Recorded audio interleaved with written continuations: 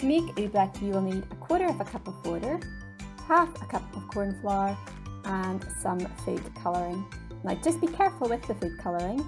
The more you put in, the darker the colour will be, but it can also be a little bit messy. So you might need a grown-up to help you with some of this.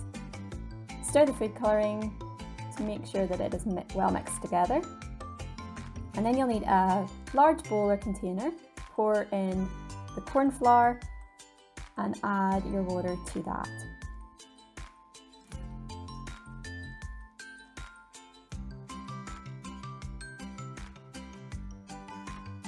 And make sure you've added all the corn flour before you start to stir it together.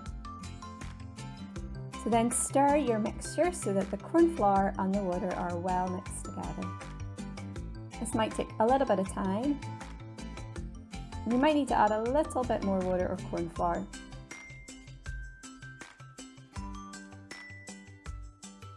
But then you'll find out the magical thing about oobleck. Once it's stirred, set it down and leave it, and you can touch it and poke it and it's a solid until you pick it up.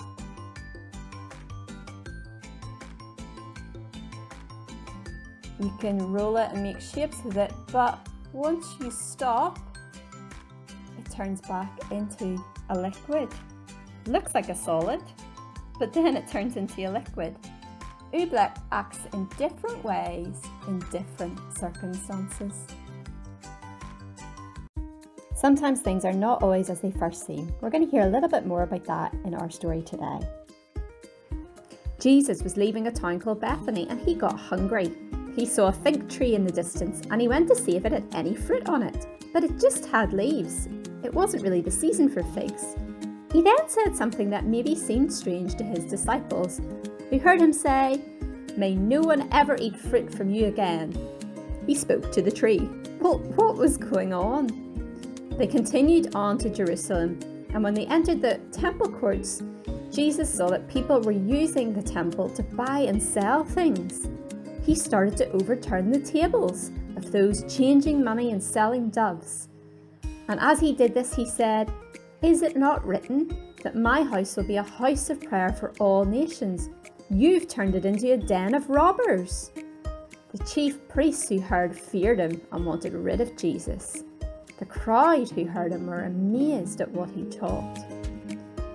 Then when evening came, he went back out of the city, and then in the morning they saw the fig tree again, and it was all withered. It wouldn't grow any fruit now or ever. Peter remembered Jesus' earlier words about the tree and pointed this out. Jesus went on to teach and talk about faith and prayer. But what was this whole episode about? A tree and a temple? Well, Jesus was showing the disciples how neither the tree nor the temple were doing what they were made to do. The tree had no fruit, and the temple was not being used as a special place to pray to God, but as a place to buy and sell. They may look good on the outside, but they were not doing what they should be doing. The fig tree looked good from a distance, but it had no fruit. The people were at the temple, but they were not treating it right. And they weren't using the temple to show God their great love of God, praising Him and worshipping Him. But what does this mean? Well, sometimes we try so hard to look good on the outside, to look like we are doing good, but inside we are not loving God and others as we should. This is a problem, but God is good to us.